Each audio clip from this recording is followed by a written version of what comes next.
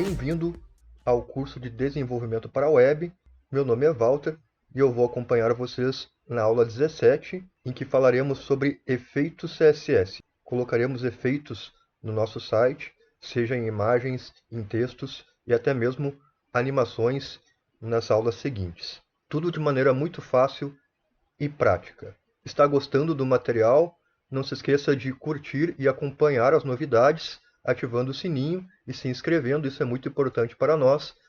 É um grande apoio para que possamos continuar criando cursos gratuitos para todos vocês. Bom, vou utilizar aqui os arquivos das aulas passadas, que está disponível para download nas aulas anteriores.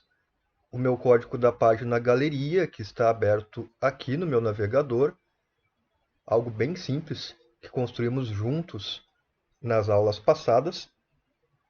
E vamos ver aqui como podemos adicionar efeitos para aprimorar o layout e o design dos nossos sites. O primeiro efeito são os cantos arredondados em imagens, e não só em imagens, mas também em qualquer elemento de fundo, parágrafo com fundos coloridos, como veremos a seguir. Podemos fazer isso de maneira bem simples, utilizando uma versão nova do CSS, que é o CSS3. Até então, tudo que vimos, a maioria do que vimos, com exceção aqui do background size cover, é relativo à versão 2 do CSS. O CSS, assim como o HTML, também possuem versões, aprimoramentos de códigos que são implementados, propriedades novas e valores novos que são implementados para que sejam adicionados novos recursos no nosso código e no nosso site. Então há uma versão nova, o CSS versão 3, em que a maioria dos navegadores atuais reconhece essas propriedades e adiciona muitas funções novas. Uma delas é o canto arredondado. Vou aplicar em todas as imagens, utilizando aqui essa declaração de imagem que eu já tenho aberto no meu CSS. E para isso, após o ponto e vírgula da última declaração, vou utilizar o border-radius. Border radius. O border radius ele vai adicionar o canto arredondado em tudo que ele é aplicado, no elemento que ele é aplicado, sendo que o valor pode ser em pixel, geralmente é usado em pixel. Entre 7 e 10 é um valor razoavelmente bom na maioria das imagens, para a galeria, pelo menos de imagens. E se eu fizer isso e salvar e atualizar a minha página, eu vou ver que eu já tenho canto arredondado na minha imagem e nas minhas bordas, inclusive. Eu possuo uma borda aplicada antes e ela também é arredondada utilizando o border radius. E aqui uma dica: se eu não quiser mais esta borda, eu quiser desativar ela temporariamente para ver como fica o canto arredondado somente na imagem, ao invés de apagar esta linha inteira aqui que aplica a borda, eu posso comentá-la. Exatamente como eu aplico comentários no HTML, eu posso também aplicar comentários no CSS. É um pouco diferente o comentário do CSS, mas tudo que está comentado, ele não é interpretado como código no navegador. Ele é somente uma anotação. E eu posso transformar parte do código em um comentário para que ele não seja processado. E se eu quiser que ele volte a ser processado como código, basta retirar o comentário. O comentário do CSS é feito com barra asterisco e no final asterisco barra. Se eu for salvar e atualizar, eu vejo que eu já não tenho as bordas, ou seja, esta linha aqui já não funciona mais, pelo simples fato de eu colocar este marcador no início e este marcador no final, que é responsável pelo comentário. Eu posso colocar isso em qualquer parte do meu código CSS e ele vai desativar. Então eu vejo que as minhas imagens estão com os cantos arredondados. Se eu quiser voltar a ativar, basta eu apagar, salvar e atualizar no meu navegador e as bordas voltam. Vou aplicar aqui um Ctrl Z para que volte o meu comentário, porque eu não quero a borda, para que a gente possa ver melhor a imagem aqui. Pronto. E quanto maior o valor do border radius, maior o nível de arredondamento da imagem. Então, se eu colocar um 20 pixels no border radius, terei um arredondamento ainda maior nos cantos da imagem. Assim como foi feito também em outra situação, eu posso colocar valores diferentes na borda, eu posso colocar valores diferentes para cada canto, em sentido horário. Então, se eu colocar 4 valores separados por espaço, vou colocar aqui 10 pixels, 10 pixels, 0 e 0, sendo que o 0 não precisa de unidade. O 0, independente da unidade, não terá valor nenhum. Independente se for pixels, se for pontos, se for centímetros no CSS. Então, se eu salvar e atualizar, eu tenho arredondamento somente em cima na imagem, e embaixo eu não tenho arredondamento nos cantos. Isso porque o primeiro valor é o canto superior esquerdo, o segundo valor é o canto superior direito, o terceiro valor, que é o 0, é o canto inferior direito, e o quarto, o canto inferior esquerdo, ou seja, sentido horário. Primeiro, segundo, terceiro e quarto. Então eu consigo arredondar somente um canto, ou dois, ou três, ou todos, com valores diferentes, inclusive. Vou voltar nos meus 10 pixels para que fique de forma mais uniforme aqui o meu arredondamento. Pronto, legal. Tá? E esse é o primeiro efeito, muito simples, muito legal, pode ser aplicado em botões também, em muitas outras coisas. Tá? Então fica um efeito muito bonito e muito prático para ser aplicado em algumas situações nos layouts, como veremos nas próximas aulas. Isso antes era feito de uma maneira completamente diferente, utilizando Photoshop, era muito complicado de ser feito antigamente, e hoje, com uma linha de código só, eu consigo editar imagens arredondando ela de forma muito fácil. Segunda propriedade nova do CSS, que aplica efeitos muito legais, é sombra. Como aplicar sombra em imagens e em textos? Muito fácil. A propriedade que aplica a sombra é o Box Shadow. Vou aplicar também a sombra em todas as imagens. Mas lembrando que o Box Shadow depois pode ser aplicado em outras situações, como no fundo de um texto, ou de um bloco de alguma coisa, um quadrado, algo do tipo. Então, ele funciona em qualquer elemento, somente o texto que possui uma variação que eu vou mostrar para vocês a seguir. Para criar sombras, além do Box Shadow, que é o nome da propriedade, eu tenho que colocar 4 coisas. Primeiro, a posição da sombra, para os lados, para cima e para baixo. Então, digamos que eu quero que a sombra fique distanciada 3 pixels para o lado. Esse é o primeiro valor, então eu coloco 3 pixels. Ela vai ficar distanciada 3 pixels à direita da imagem. Se eu quiser que ela fique distanciada para cima ou para baixo, é o segundo valor, o eixo Y. Vou colocar de novo 3 pixels. Tá? Quanto maior esse valor, mais distante ela vai ficar da imagem. O quarto valor é o quanto a sombra ela é enevoada, o quanto ela possui esse aspecto de névoa. Eu vou colocar aqui 10 pixels para ela ficar bem espalhada. Quanto menor o valor, mais precisa é a sombra, como eu vou fazer os testes agora. E quanto maior o valor, mais difusa ela é. E por último, a cor da sombra. Eu vou colocar uma sombra de cor preta, black. Poderia ser também o código hexadecimal. Ponto e vírgula. Vou salvar, vou atualizar. E assim eu já consigo ver, olha só que bonito, a sombra em todas as imagens. Ela está 3 pixels à minha direita, 3 pixels para baixo e possui um grau de anevoamento de cor preto. Se eu colocar aqui menos 3 pixels e menos 3 pixels, eu posso colocar valores negativos nesses dois valores, primeiros valores. O que acontece? Vai mudar o sentido da sombra. Valores negativos no primeiro, ela vai para o lado esquerdo, justamente como na régua, lá na escala matemática, e valores positivos para o lado direito. Valores negativos no segundo valor, ela vai para cima, e valores positivos ela vai para baixo, como estava antes. E aqui o quarto valor, o terceiro valor está em 10. Se eu colocar em 1, olha o que acontece com a sombra. Vou atualizar. ela fica muito precisa, quase como se fosse um segundo objeto por trás. Ela fica bem riscada, bem dura. Ó, vou aproximar para vocês verem aqui, olha só. Ó, ficou bem dura a sombra. Diferente que se eu colocar um 20 pixels aqui, no terceiro valor, ela vai ficar uma névoa bem espalhada, que chamamos de sombra bem difusa.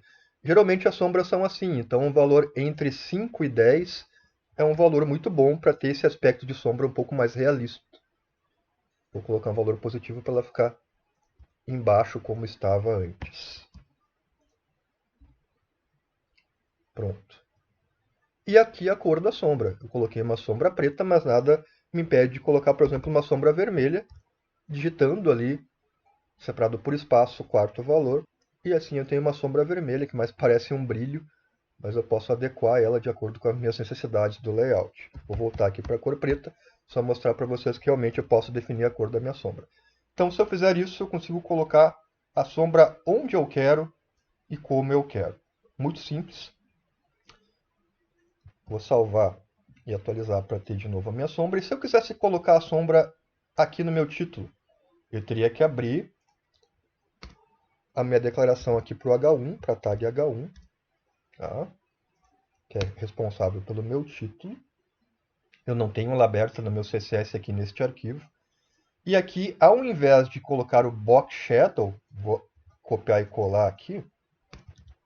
Olha, se eu atualizar aqui, ó, olha o que acontece. Ele não aplica no texto, ele aplica em volta do texto como se fosse uma caixa.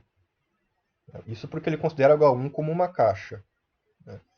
Então, se eu fosse aplicar no parágrafo, também aconteceria a mesma coisa. Ele aplicaria em volta de todo o parágrafo.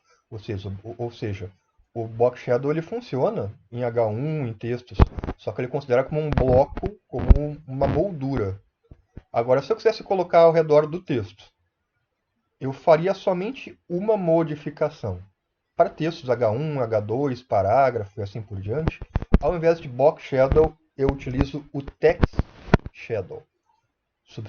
Substituo a palavra box por text e no mais, tudo continua o mesmo. Olha o que acontece quando eu atualizo. A sombra ela fica somente ao redor do texto. Simples assim. O primeiro valor continua sendo o distanciamento, assim como o segundo, x e y. O terceiro valor, o enevoamento da sombra. E o quarto valor, a cor da sombra. Claro que vocês estão percebendo, se eu utilizo sombras em textos, em títulos, em textos, acaba prejudicando a legibilidade do texto. Então, muito cuidado na hora de aplicar sombras. Deve ser algo muito pontual e muito medido. Então, é preferível colocar valores mais baixos no distanciamento, entre 2 e 1, ou até mesmo 0. Se eu colocar 0 no distanciamento, o que é que acontece? Ele fica ao redor de todo o texto. Ele não fica distanciado. Olha só. Isso também em imagem. Se eu colocasse 0 aqui, a sombra vai ficar ao redor de toda a imagem, todos os 4 lados da imagem. Não vai ser deslocada. Ela vai ser espalhada ao redor dos 4 lados. Olha só. Também é um efeito bonito. É um efeito legal. E o enevoamento eu vou diminuir, colocar o valor mais baixo para que não prejudique a minha legibilidade. Olha só, fica uma sombra um pouco mais sutil. Para textos é melhor que seja assim. Mas no mais eu tenho os mesmos controles que o Box Shadow, simples assim. Eu consigo colocar sombras tanto em imagens ou elementos como caixas e textos. E por último, um efeito muito simples também e muito legal, que exploraremos também nas próximas aulas, é a opacidade, a transparência. Se eu quiser deixar uma imagem transparente, isso vai ser aplicado e explorado em outras imagens para criar animações. Por exemplo, eu aproximo o cursor do mouse em uma imagem, ela fica transparente, eu afasto, ela volta a ficar visível. Assim como links também, eu posso brincar com transparências de acordo com a posição do meu cursor. E aí entra também em princípios já de animação. Isso é muito legal. Mas se eu quiser fazer com que as imagens fiquem transparentes, tá? Como é que eu faço? Vou voltar aqui para minhas declarações de imagem. Uma das formas, veremos outras nas próximas aulas, é usar a propriedade opacity, opacidade em português. O opacity, ele ajusta a opacidade da imagem. Quanto maior a opacidade, menor a transparência. É uma propriedade inversamente proporcional à transparência. Então, se eu tenho uma opacidade baixa, eu tenho uma transparência muito alta. E essa opacidade, o valor dela varia de 0 a 1, sendo que 0 é 100% transparente e 1 é sem a transparência, é o objeto opaco como ele está. Então, 1 é o valor padrão. Aqui, se eu fizer opacity 2.1, nada acontecerá nas minhas imagens. Agora, se eu colocar 0 e salvar, as imagens somem. Na verdade, elas continuam aqui, elas estão ocupando espaço, elas estão aqui, só que elas não estão visíveis. Elas estão invisíveis, transparentes. Agora, se eu quiser colocar um 50% de transparência, 0.5, e aqui não é 0,5, é 0.5. As frações aqui é ponto. Salvando, eu já tenho aqui, eu já consigo ver a transparência na imagem. Ó. Consigo ver, inclusive, que a imagem do fundo aqui está visível através das imagens. Olha que interessante. Então, funciona. Aqui eu tenho 50% de transparência. Se eu quiser 30% de transparência, bem pouquinho, eu coloco 0.7. Tá? E assim eu tenho 30% de transparência. Ainda tem transparência, mas bem pouquinho. Tá? Ah, mas por que 0,7 e não 0,3? Porque, como eu comentei, é inversamente proporcional. 1% de uma opacidade 1 é 0% de transparência. Seria, opacidade 1 seria o 100% de opacidade, equivale a 0% de transparência. Então é só ver, subtrair do 1 o que falta, para se ter a porcentagem de transparência que se quer. Mas o importante é que quanto maior a opacidade, menor a transparência. Então, se eu colocar 0,9 aqui, 0,9 na opacidade, eu vou ter bem pouquinho de transparência. Ou seja, 10%. Ainda está, mas com 10%. E se eu colocar 0,1, eu vou ter bastante transparência, ou 90% de transparência. Ó. Quase não consigo enxergar a imagem. Interessante, né? Bem legal. Vou voltar aqui no meu 0.5. E aquela história, se eu quiser desativar isso, eu posso aplicar o comentário no CSS, que é o barra asterisco, asterisco, barra. E assim, esse trecho do código, embora esteja ali, não é interpretado por nenhum navegador, é só um comentário, uma anotação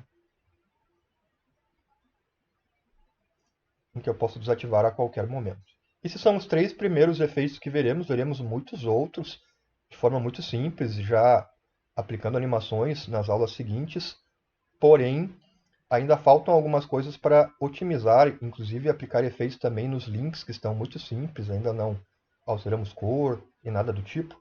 Faremos esses links ficarem também animados. Para isso, precisaremos de novos conceitos, novas propriedades e valores, que serão abordadas nas próximas aulas. Espero que tenha ajudado.